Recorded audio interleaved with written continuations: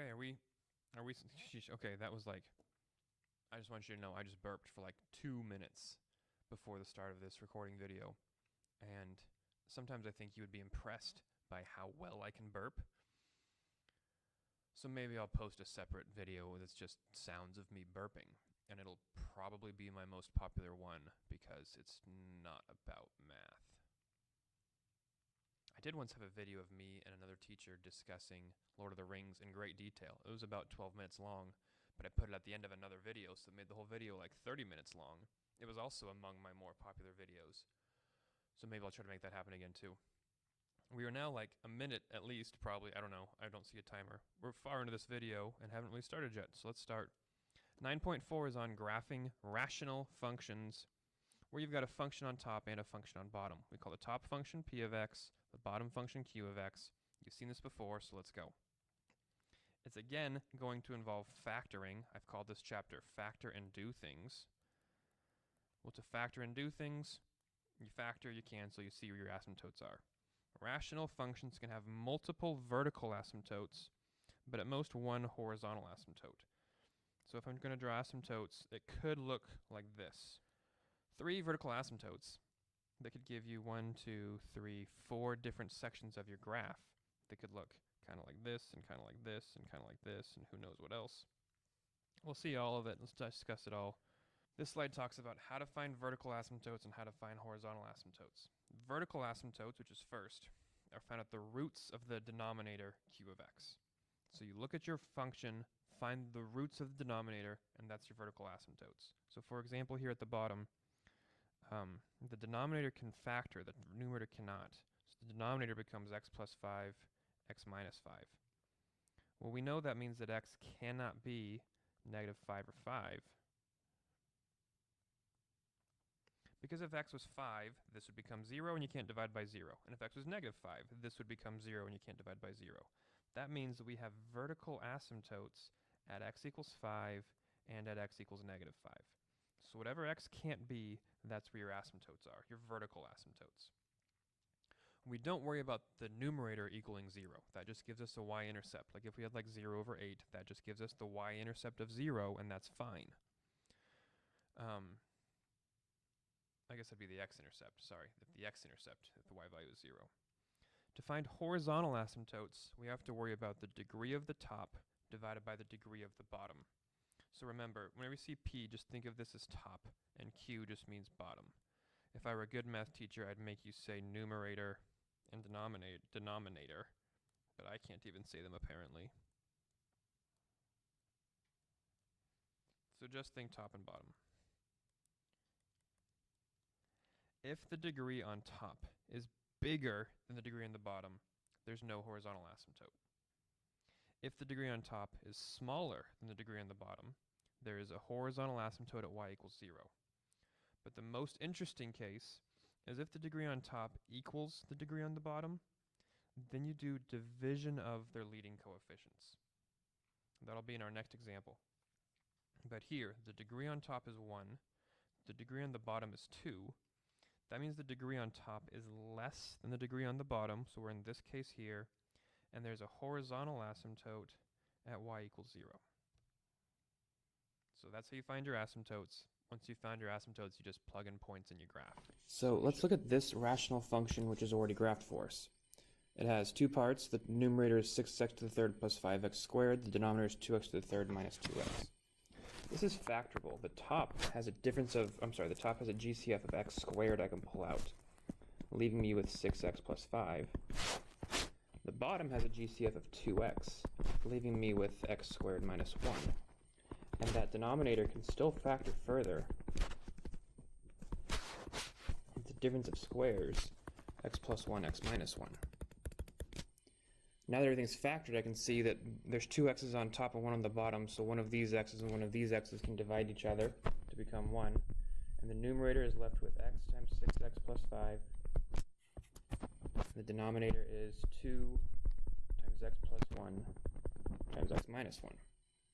Now I want to consider both of these forms, this expanded form and this factored form, as I analyze this function in these graphs, I guess this individual graph. they both have their merits and their values. So let's start with this. I know there are vertical asymptotes and whatever makes the bottom equal 0. That's at x equals positive 1 and at x equals negative 1. I'm just going to sketch in those graphs real quick. So here's a vertical asymptote at positive 1, or that was negative 1. Here's a vertical asymptote at positive 1. I know and where I sketched it, it looks like the graph is touching negative 1. You know, right around here, it looks like they're intersecting. That's just because they get so close they have to eventually look like they're touching, but they're not. A graph can never cross a vertical asymptote. If x is 1 or negative 1, this is undefined, and we can't have that. So vertical asymptotes are never crossed. To find the horizontal asymptote, we look at the degrees. The degree on top and bottom are the same. Since the degrees are the same, to find the horizontal asymptote, you divide their leading coefficients. This is the line y equals 3. Y equals 3 is here. Notice how our graph is crossing the horizontal asymptote at this point. Graphs can cross horizontal asymptotes if they're near the vertical asymptotes, kind of near the origin. It's as you get out towards these extremes that the graph continually approaches the asymptote without touching it. So you're allowed to cross a horizontal asymptote, but not towards the extremes. Vertical asymptotes can never be crossed. We can also identify where the zeros are of this function, or the roots. The roots are found wherever the top equals 0. We know that this equals 0 at x equals 0 and at x equals negative 5/6. I just took these two factors and set them equal to 0 and solved. And that's why we have a root here at 0, 0, and a root here at negative 5/6, comma, 0.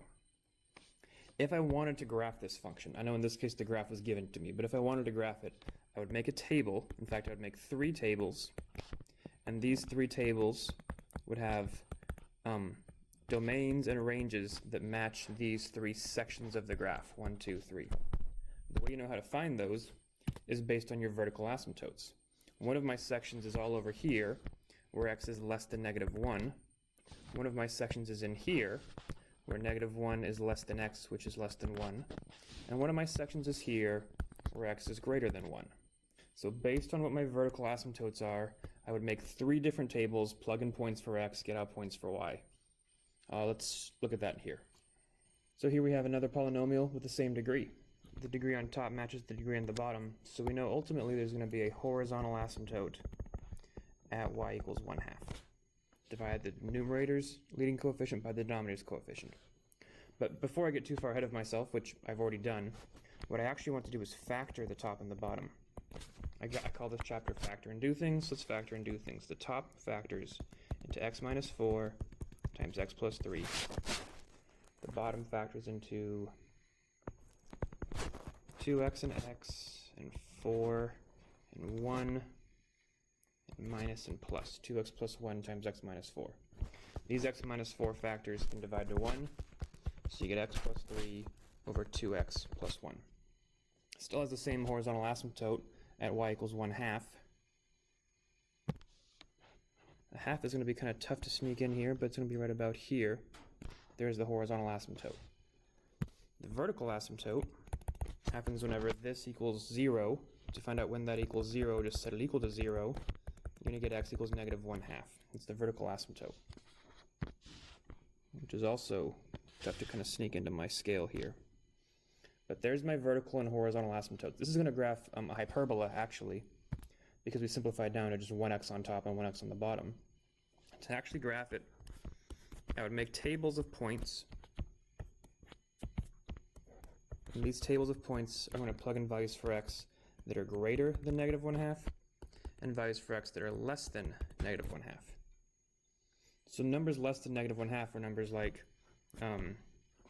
negative 2, negative 3, and negative 4. Numbers greater than negative 1/2 are numbers like 0, 1, 2, 3. And I could do that, I could plug that into this, and the calculations there wouldn't be that bad to do it by hand or to type them into your calculator one by one. But we're going to be better off just using our graphing calculator and its table function. So press the y equals button on your calculator, and let's type in this function. When you type it in, the top and the bottom have to be in parentheses. So we're going to get x plus 3 and 2x plus 1. So x plus 3 has to be in parentheses, divided by 2x plus 1. If you want to press the graph button in the top right corner to see how the graph actually looks, you can. It's nice, but what you're really looking for here is your table. Press second graph to pull up your table. And let's plug in these values, -4, -3, -2. I get like 0.14, 0, and -1/3. Let's plug in -1 while we're at it. -1 gives me -2. So I have -1, -2, -2, -1/3. And I also had -3, 0.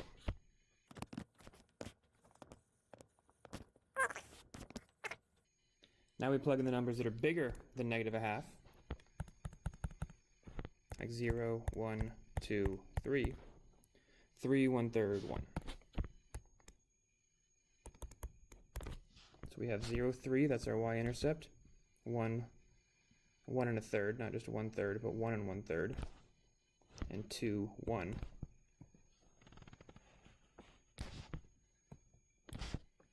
There's this graph. The domain is everything except for -1/2. The range is everything except for 1/2.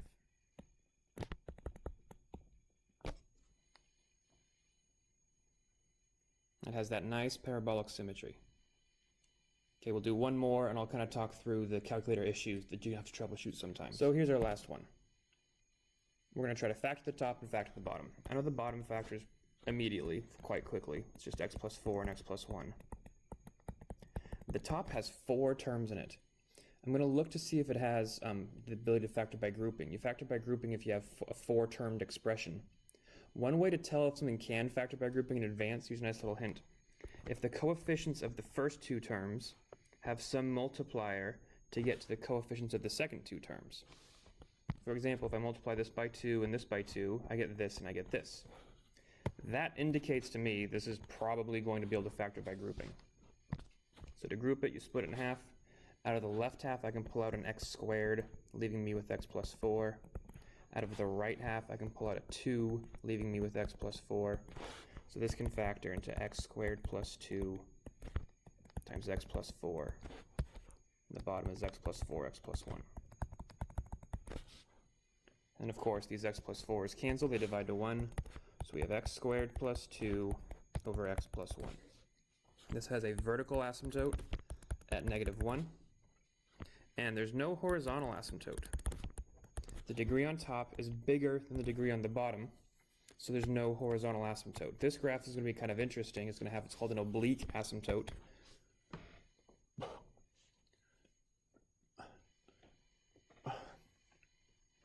That actually happens in a lot of cases where the degree on top is 1 bigger than the degree on the bottom. That's not something we're going to worry about in this class, however. That's a pre-calc discussion. But just know when I graph this, there's going to be kind of an odd asymptote that happens. So let's graph the vertical asymptote at -1. And then let's find some points. I want table values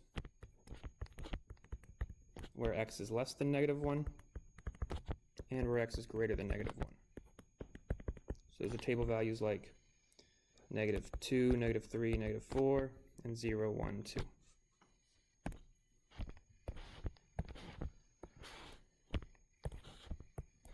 So I'm going to type in parentheses x squared plus 2 divided by, in parentheses, x plus 1. And I hit graph. And there's not a whole lot to see there. It looks like there's about half of a graph, which is interesting. So let's pull up our table.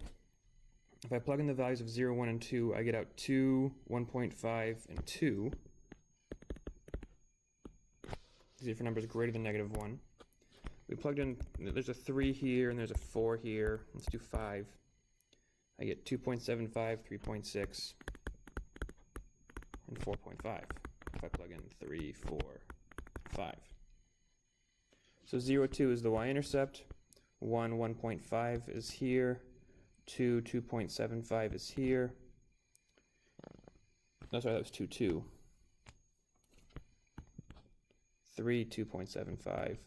4, 3.6.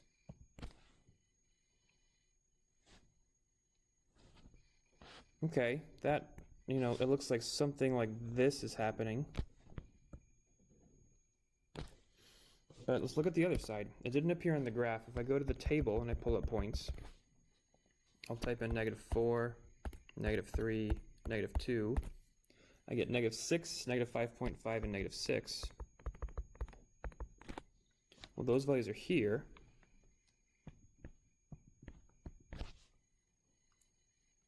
No, they're here. How come that's not appearing in the graph? Let's check our window. So on my window, my x's are going from -10 to 10, just like they do on the actual grid on paper I'm graphing on, but the y values are just going from -5 to 5. That's from a previous graph I'd done. And we can see that they go to at least -6, so the window that I have is incorrect. So I press the window button, which is right next to y equals, to change this. I'll make the y min -10 and the y max 10. That's a good setting to default to, but you need to be able to change your window accordingly to match your table and your graph. Now when I graph it, I see there's another half to this.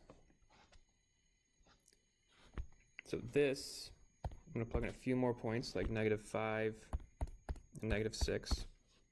So I have -5, -6.75, -6, -7.6.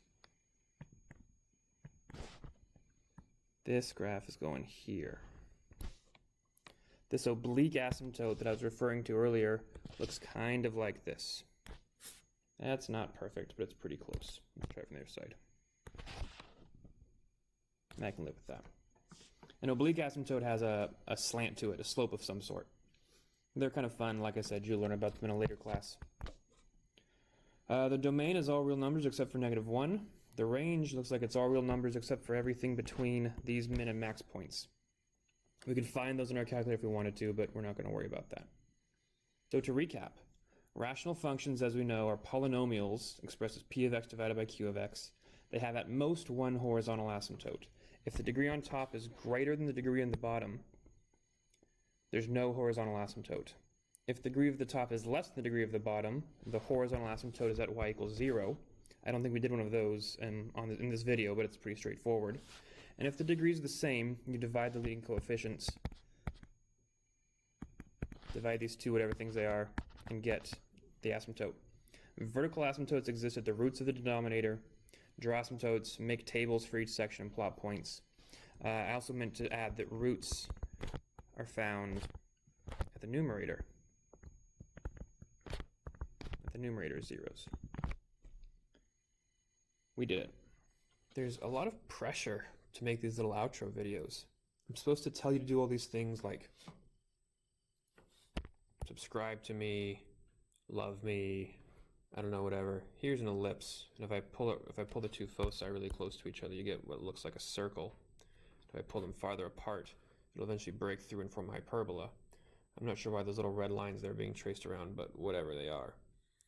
Just so you know, if you'd like to have curriculum and worksheets to go with these videos, check the links in the description down below. And that's all I got.